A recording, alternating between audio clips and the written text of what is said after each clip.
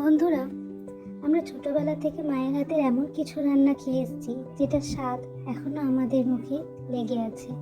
তেমনই একটি খুব সাধারণ একটি রেসিপি হলো রবিবার দুপুরে মায়ের হাতের মাংস রান্না।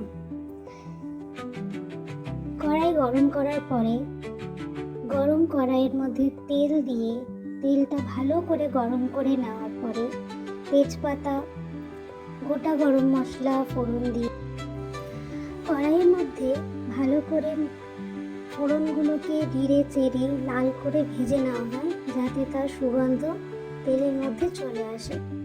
তারপরে পেঁয়াজ কুচি কড়াইয়ের মধ্যে দেওয়ার হলো।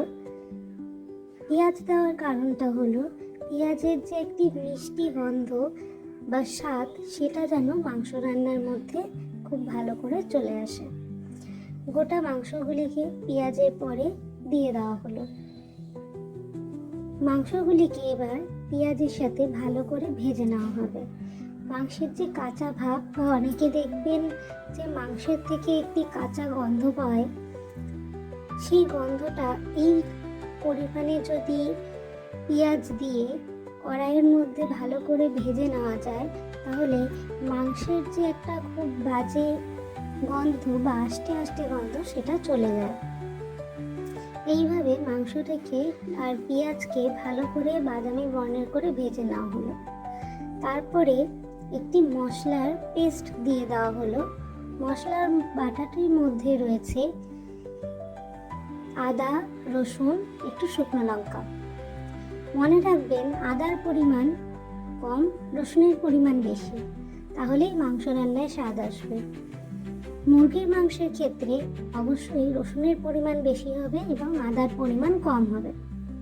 আর যখন খাসির মাংস রান্না করবেন, তখন কিন্তু অবশ্যই করে আদার পরিমাণ বেশি এবং রসুনের পরিমাণ কম দিয়ে রান্না করবেন, তাহলে রান্নার স্বাদ গন্ধ দুটোই বজায় থাকবে। এবার মাংসকে মশলার সাথে খুব ভালো করে অনেকক্ষণ ধরে কষিয়ে নেওয়া হয়, যাতে মাংসের মধ্যে থেকে কোনো গন্ধ বা মাংসের যে আষ্টে গন্ধ, সেগুলো যেন চলে যায়। তারপরে যখন কষানোটা প্রায় শেষের দিকে হয়ে আসলো, তখন টমেটো কুচি দিয়ে দেওয়া হলো।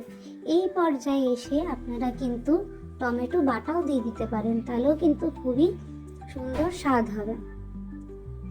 মাংসটাকে এমনভাবে কষাতে হবে যাতে মাংসের তেল ছেড়ে আসে, আর মাংসের তেল যেন মাংসের গা থেকে ছেড়ে আসে। তখনই বোঝা যায় যে মাংসর কষানোটা প্রায় হয়ে এসছে। আর প্রথমেই বলে রাখি, সবার আগে কিন্তু আলুটাকে ভেজে ডুমো ডুমো করে ভেজে সেটিকে তুলে রাখতে হবে। তারপরে সেই আলুটি মাংসের মধ্যে দিয়ে দেওয়া হবে। ভালো করে মাংস কষানোর পর আপনারা পরিমাণ মতো জল দিয়ে দেবেন, যে যতটা মাংসের ঝোল খেতে পছন্দ করেন। তারপরে সেটি ঢেকে সিদ্ধ হতে দেওয়া হলো। তারপর যখন মাংসের ঝোলটি ফুটে উঠল, তারপর সেটিকে নাড়াচাড়া করে ভালো করে আবার ঢেকে দেওয়া হলো। ঢাকনা তুলে আবার কিছুক্ষণ নাড়াচাড়া করে দেখা হলো যে মাংসটা সম্পূর্ণ সিদ্ধ হয়েছে কিনা। তারপরেই মাংস রান্না রেডি। এখন গরম ভাতে এই মাংসটিকে পরিবেশন করা হবে। আশা করি অনেকেই মায়ের হাতের এইভাবে মাংস রান্না খেয়েছেন। আমাকে জানাবেন।